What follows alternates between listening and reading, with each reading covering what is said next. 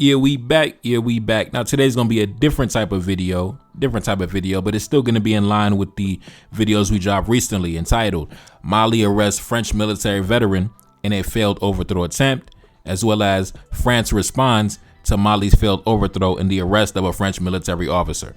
Now, unless you've been sleeping under a rock, or unless you've just been, uninformed, because obviously they're trying to bury the story.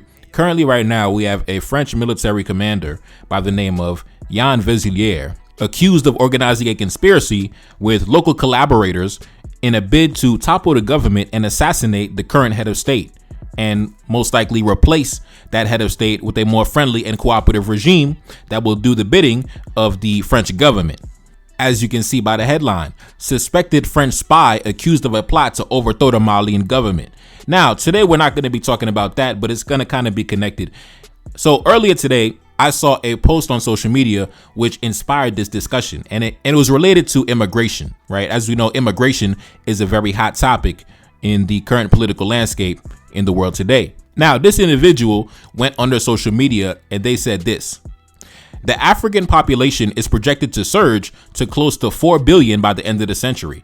They have no ability to sustain their current population without constant assistance, resulting in large numbers of refugees flooding into the nations that are currently sustaining their existence. Continuing to help Africans is the moral equivalent of taking food from your children's plates to feed monkeys. All it does is bring more monkeys to your table. It is evil, and it will create a black plague that will consume us all. Now, I want to talk about that. I want to debunk that, right? Now, obviously, like most people indoctrinated by Western media, Western literature, Western education, he actually believes that the West is actually doing charity for Africa, right? Besides the fact that Africa loses more in resource extraction than it gains in so-called foreign aid, right? But that's besides the point. We could get to that later, right? But it's very ironic that he says that, especially in the same week that a Western government, France, tried to topple the regime of a patriotic leader, right? A leader that is actually taking measures to improve the economic situation of his country. A leader that is actually taking measures to boost the capacity of his military. A leader that is actually taking measures to secure the sovereignty of his people. A leader that is taking measures to take the gold mines back from the multinationals. A leader that is taking measures to improve the daily lives of his citizens. And what did these so-called Western charitable governments do, right? The Western governments that, as he says, oh, we're doing so much charity for the Africans. We're sustaining their existence. What did they try to do to one of the most patriotic leaders in the world? They tried to topple his regime and kill him. So this is the paradox that I want to discuss today, right? Now, logically, if what he said was true, right? And if he really had a problem with immigration, first of all, what is the source of immigration, right? People tend to migrate to provide a better existence for their children. Now, these people would not have to go anywhere if they were able to provide that level of existence in their home countries, right? They would stay right where they're at and they wouldn't even come and bother you. So you would have nothing to complain about, right? But see, this is the paradox that we have to confront. These so-called Western nations that are doing all this charity like he claims, right? They built their economies on the backs of African resources. First, it was the human resources and the slave labor, and then came the gold and the oil and the uranium and everything else in between. And in order for the nations to continue standing tall, Africa has to remain on its knees. Africa has to remain in the same position that it is in, right? They cannot afford for Africa to actually rise to a level of power and self-sufficiency, because that would undermine their own economic position. That would undermine their own prestige. Because if Africa wakes up tomorrow and says, listen, we're going to manage our own gold, our own uranium, we'll take care of our own land, we don't need you. Matter of fact, get out the country. All of a sudden, these same nations always bragging about doing charity, all of a sudden they start shaking, they get nervous, right? We can look at France right now. The French economy is spiraling into full collapse, right? Coincidentally, around the same exact time that their influence in Africa is beginning to decrease, right? As African nations are telling France, get the hell out of my country, coincidentally, the French economy is going down the toilet. So that shows us that our prosperity equals their destruction. Their prosperity equals our destruction. Now, going back to the topic at hand, right? The French government trying to kill the president of Mali, right? For the longest, Mali, as well as the other nations in the Sahel, like I always say, those were nations that were forgotten about, right? Known as some of the poorest countries in the world. Man, we forgot about them. We always thought, man, they're always going to be under the boot of the French, right? They were seen as charity cases, right? Now, in recent years, we've seen leaders come to power that began to take their responsibility in their own hands and start begin to chart a path towards sovereignty, kicking the French out the country, renegotiating the contracts, taking the gold mines back, taking the uranium mines back, launching military operations, killing high-profile terrorists. If you remember, back in April 30th, 2024, right? Take a look up on the screen. Malian forces kill an Islamic State commander. You remember when the military in Mali killed that Al-Qaeda commander, Abu Huzaifa, who had a $5 million bounty on his head from the United States government, right? Even the United States, with all its so-called technology and intelligence, they couldn't even find this booty scratcher in the bush. Assimi Goïta had to go and find him and kill him, right? Major victory in the fight against terrorism.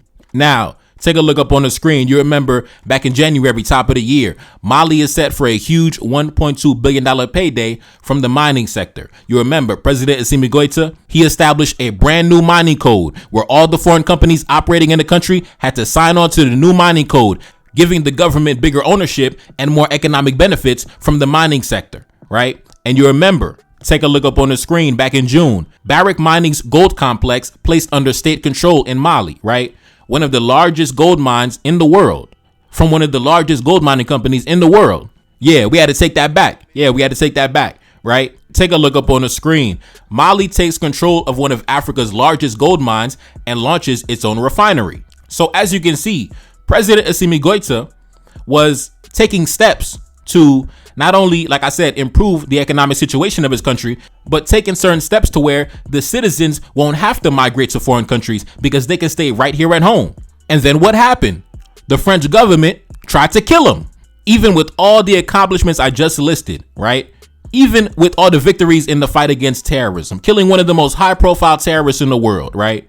That even the United States couldn't even find him. And yet and still, they still try to topple the regime. They still try to kill him. Now, let's say they were successful, right? Let's say they actually succeeded in their plan to topple the government, right? And let's say that France came back and installed a puppet regime like they were planning, right? And all the mines went back to the multinationals, right? All the contracts went back onto the books. The French military security agreements went back into the books. And then the country was plunged into chaos and poverty once again. All the infrastructure projects were abolished. The refinery was abolished, right? Everything, all the progress that he made, right? Even though the economy is on an upward trajectory, let's say everything went back to the way it was, right?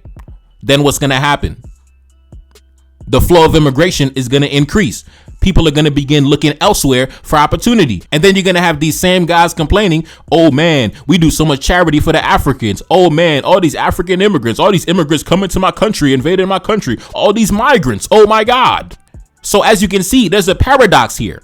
You need Africa to remain on its knees, but at the same time, you hate the fact that Africans are traveling abroad for better opportunity. But in order for you to live the life that you live with all the luxuries and amenities, you need Africa to remain in poverty. And then you want to beat on your chest about all this charity you're doing for the downtrodden Africans. But anytime a patriotic leader comes out of the shadows, you want to kill him and send him to the cemetery. I don't understand. If you really had an issue with immigration and you didn't want migrants coming to your country, wouldn't the logical position would be to allow President Assimi Goïta to carry out his plans, carry out his projects, let him work in peace, and don't bother him, don't undermine him, don't destabilize him? Wouldn't that be the logical position to take? You cry about migrants, you cry about invaders at the border, but at the same time, you're undermining and destabilizing their countries to where the citizens don't have the economic opportunity to provide for their children. So you engineer the chaos and destabilize the governments in these countries, and then you complain about the results. Because I guarantee, if President Assimi Goïta was killed or overthrown in a coup, I guarantee it would have been a bunch of migrants coming out of Mali traveling to foreign countries for better opportunity. But the reality is you don't want to admit that it's not actually you the one that's doing charity. No, I always say it's the African nations doing charity for the West. That's why the French government wants to kill President Assimi Goïta, because he cut off the charity. He cut off the welfare, right? That's why, right? Because the French government is not getting enough welfare from the African nations. And that's a big reason why their economy is currently in full scale collapse. But unfortunately, in the United States, and I'm sure in other Western countries, we are fed with the propaganda that the Western nations are the benevolent benefactors doing charity around the world, when in reality, it's the reverse. And it's very ironic because the same type of conversations are also happening in France, always complaining about the migrants, all these migrants coming to France. But at the same time, why is the French government going around destabilizing governments, destabilizing countries at the same time? You have to pick a side. You cannot be a foreign agitator and a destabilizer, and then you're complaining about the flow of immigration. You have to pick a side. You cannot be that delusional. You cannot attempt to kill every single competent black man that rises to a position of leadership and then complain about the results, complain about immigration, complain about all this charity and foreign aid that we doing, complain about this, complain about that. But then every time a black man comes up and wants to change the situation, you want to kill him and put him in a cemetery. I don't understand it.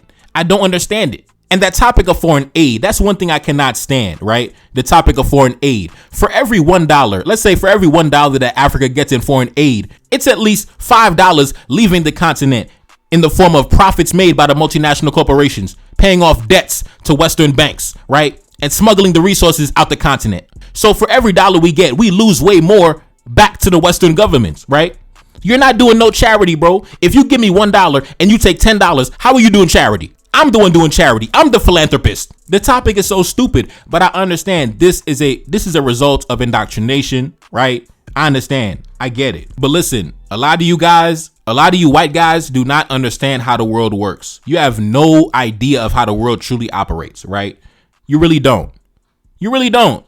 Now, the guys at the top, the elites, they understand how the world works. Somebody like Emmanuel Macron, the president of France, he understands how the world works. He understands that Africa does not need us. We need Africa. That's why he wants to kill President Assimi Goïta. That's why he tried to overthrow President Assimi Goïta, because Emmanuel Macron, the president of France, he understands everything I'm saying, right? The average white guy, he doesn't understand how the world works, right? The average white guy has no idea of how the world truly operates. The elites do. The regular white guys, y'all don't know nothing. Anyways, I'm not going to be here too long, man. I just had to debunk that propaganda. This whole conversation surrounding immigrants, right? Complaining about immigrants while simultaneously trying to destabilize their nations and assassinate their heads of state.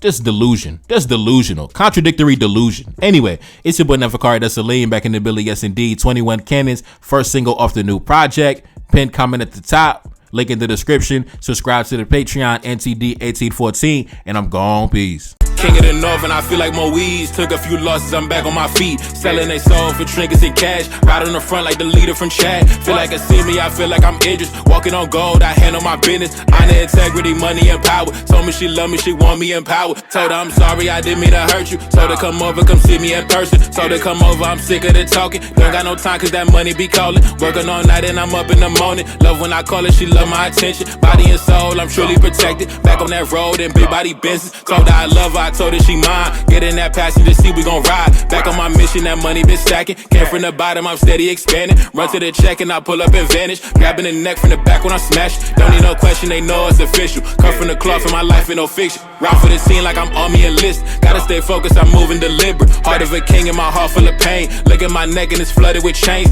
And I got Destabilization blood in my veins. Enemy watching, I stay with a flame. Keep it 100, they know how we move. Black on black beam, interior blue. How you gon' leave me? I told you I love you. Pain in my heart, you knew I was trouble. Enemy watching, they wanna invade it. Hoping my brothers don't never betray us. Been on my mind and I hope I can save us. Look at my flaws, I don't see perfection. But I'm authentic, I'm whipping the 7. Like it's a phantom, I'm still manifesting. Gotta get money, I gotta get paid. Stay on my toes when I'm ducking these snakes. Go to my wrist and the queen on my arm. Feeling my energy, loving my charm. Might go put Destabilization face on a piece. Ready for war, that's how you get peace. Know I'm protected, I'm ready for action. When I walk in, I need 21 cannons. Secret location, I'm up in the palace. One of a kind and she loving my manners. One of a kind and I'm telling the truth. His and her Bentleys, I gotta get two. Feeling like future, we never gon' lose. Feeling like Garvey, I'm running the block. Entering off firm and I'm letting off shots. King of the North and I'm up at the top. How you gon' leave me? I told you I love you. Pain in my heart and you knew I was trouble. Enemy watching, they wanna invade it. Hoping my brothers don't never betray us. Been on my mind and I hope I can save us. Look at my flaws, I don't see